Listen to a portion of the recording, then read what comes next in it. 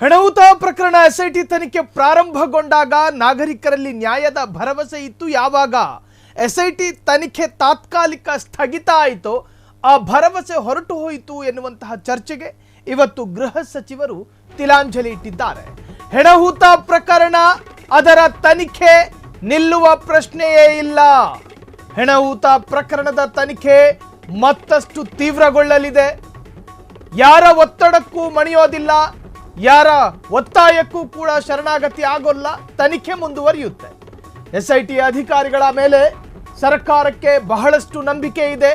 ತಾರ್ಕಿಕ ಅಂತ್ಯ ಸಿಗೋವರೆಗೂ ತನಿಖೆ ಮುಂದುವರಿಯುತ್ತೆ, ನಿಲ್ಲೋ ಪ್ರಶ್ನೆ ಇಲ್ಲ. ಎಸ್ಐಟಿ ತನಿಖೆಯಲ್ಲಿ ಸತ್ಯಾಂಶ ಹೊರಬರಲಿದೆ. ಎಲ್ಲರ ಆತಂಕ ಮತ್ತು ಗೊಂದಲಕ್ಕೆ ಎಸ್ಐಟಿ ತೆರೆ ಎಳೆಯಲಿದೆ. ಸತ್ಯ ಸುಳ್ಳು ಒಂದೇ ಅಲ್ಲ, ಎರಡೂ ಬೇರೆ ಬೇರೆ.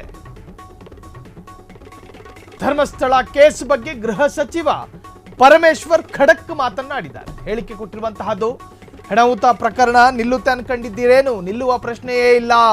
ಹೆಣಹುತ ಪ್ರಕರಣ ಅದರ ತನಿಖೆ ತಾತ್ಕಾಲಿಕ ಸ್ಥಗಿತ ಆಗಿರೋದಷ್ಟೇ, ಶಾಶ್ವತ ಸ್ಥಗಿತ ಅಲ್ಲ. ನಾವು ಯಾರು ಒತ್ತಡಕ್ಕೂ ಕೂಡ ಮಣಿಯೋದಿಲ್ಲ. ಲೆಫ್ಟ್ ವಿಂಗ್ ಬಂದು ಅದೇನೋ ಹೇಳಿದ್ರು, ರೈಟ್ ವಿಂಗ್ ಬಂದು ಮತ್ತಿನ್ನೇನೋ ಹೇಳಿದ್ರು. ಇವರಿಬ್ಬರ ಮಾತನ್ನು ಕೂಡ ಆಲಿಸ್ತೀವಿ. ಆದರೆ ಎಸ್ಐಟಿ ಅಧಿಕಾರಿಗಳು ತನಿಖೆ ಮಾಡ್ತಾ ಇರುವ ಉದ್ದೇಶ ಸತ್ಯಾಂಶ ಹೊರಬರಬೇಕು ಅಂತ. ಆ ಹೆಣಹುತ ಪ್ರಕರಣವನ್ನು ಮುಂದಿಟ್ಟುಕೊಂಡು ಒಂದು ಸ್ಥಳ ಅಥವಾ ಒಂದು ಪವಿತ್ರ ಕ್ಷೇತ್ರ ಯಾರ ಟಾರ್ಗೆಟ್ಟಿಗೂ ಒಳಗಾಗಬಾರದು ಅನ್ನೋ ಕಾರಣಕ್ಕೆ, ಆ ಹೆಣಹುತ ಪ್ರಕರಣವನ್ನು ಮುಂದಿಟ್ಟುಕೊಂಡು ಕೆಲ ವ್ಯಕ್ತಿಗಳ ತೇಜೋವಧೆ ಸರಿಯಲ್ಲ ಅನ್ನೋ ಕಾರಣಕ್ಕೋಸ್ಕರ ಹೆಣಹುತ ಪ್ರಕರಣವನ್ನು ಮುಂದಿಟ್ಟುಕೊಂಡು ರಾಜಕಾರಣಿಗಳು ರಾಜಕೀಯ ಬೇಳೆ ಬೇಯಿಸ್ಕೊಳ್ಬಾರ್ದು ಅನ್ನುವಂಥ ಕಾರಣಕ್ಕೋಸ್ಕರ ಇನ್ನು ಇದೇ ಪ್ರಕರಣದ ವಿಚಾರವನ್ನು ಪ್ರಸ್ತಾಪ ಮಾಡಿ ಕೆಲ ಸಂಘಟನೆಗಳು ಅವರ ಸ್ವಾರ್ಥ ಹಿತಾಸಕ್ತಿಯನ್ನು ತೀರಿಸಿಕೊಳ್ಬಾರ್ದು ಅನ್ನುವಂಥ ಕಾರಣಕ್ಕೋಸ್ಕರ ನಾವು ತನಿಖೆಯನ್ನು ಪ್ರಾರಂಭ ಮಾಡಿದ್ದೀವಿ. ಈ ತನಿಖೆಯಿಂದ ನಾಗರಿಕರ ಎಡೆಯಲ್ಲಿ ಗೊಂದಲಗಳು ಬೇಡ, ಆತಂಕಗಳು ಬೇಡ. ಅಯ್ಯೋ ದೇವರೇ, ಮೂಳೆ ಸಿಕ್ತು, ಅದನ್ನು FSLಗೆ ಕಳುಹಿಸಿಕೊಟ್ರು, ಅದಾದ ನಂತರ ಟೆಂಪ್ರವರಿ ಸ್ಟಾಪ್ ಆಗಿದೆಯಲ್ಲ, ಇದರ ಕಥೆ ಏನು ಅನ್ನೋದ್ರ ಬಗ್ಗೆ ತಲೆ ಕೆಡಿಸಿಕೊಳ್ಳಬೇಡಿ. SIT ಅಧಿಕಾರಿಗಳು ಅವರದ್ದೇ ಆದಂತಹ ಮಾರ್ಗದಿಂದ, ಅವರದ್ದೇ ಆದಂತಹ ಕಾನೂನು ದಾರಿಯಿಂದ ಸಂಚರಿಸ್ತಾ ಇದ್ದಾರೆ. ಅವರು ವಾಮ ಮಾರ್ಗವನ್ನು ಹಿಡಿದಿಲ್ಲ. SIT ಅಧಿಕಾರಿಗಳ ತನಿಖೆಯ ಮೇಲೂ ನಂಬಿಕೆ ಇದೆ.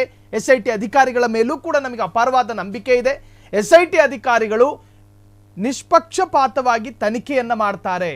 ನಾವು ಯಾರ ಒತ್ತಡಕ್ಕೂ ಮಣಿಯೋದಿಲ್ಲ. ಯಾರೋ ಬಂದರು ಒತ್ತಾಯ ಮಾಡಿದ್ರು, ಇನ್ಯಾರೋ ಬಂದರು ಒತ್ತಡ ಹಾಕಿದ್ರು, ಮತ್ತಿನ್ಯಾರೋ ಬಂದರು ಬೇರೆ ನಿಲುವುಗಳನ್ನು ಹೇಳ್ತಾ ಇದ್ದಾರೆ.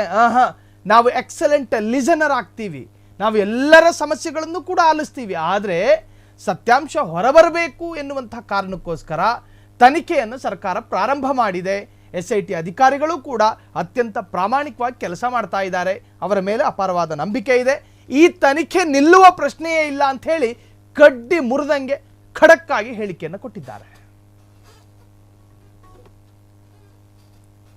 ಸೊ ಇನ್ನು ಧರ್ಮಸ್ಥಳ ಪ್ರಕರಣ ಒಂದು ತಾರ್ಕಿಕ ಅಂತ್ಯ ಕಾಣಬೇಕು. ತಾರ್ಕಿಕ ಅಂತ್ಯ ಕಂಡು ಅದರ ಮೇಲಿರ್ತಕ್ಕಂಥ ಆತಂಕ, ಗೊಂದಲ ಎಲ್ಲವೂ ಕೂಡ ನಾಗರಿಕರ ಎಡೆಯಲ್ಲಿ ಪರಿಹಾರ ಸಿಗಬೇಕು ಅನ್ನೋ ಉದ್ದೇಶ ನಮ್ಮದು ಅಂತ ಹೇಳಿ ಪರಮೇಶ್ವರ್ ಹೇಳಿಕೆ ಕೊಟ್ಟರು. ಕ್ಷಣ ಕ್ಷಣದ ಸುದ್ದಿಗಳಿಗಾಗಿ ಫ್ರೀಡಂ ಟಿವಿ ಸಬ್ಸ್ಕ್ರೈಬ್ ಮಾಡಿ, ಲೈಕ್ ಮಾಡಿ ಹಾಗೂ ಫಾಲೋ ಮಾಡಿ. ಹೊಸ ಸುದ್ದಿಗಳ ನೋಟಿಫಿಕೇಶನ್ಗಾಗಿ ಬೆಲ್ ಐಕಾನ್ ಮೇಲೆ ಕ್ಲಿಕ್ ಮಾಡಿ.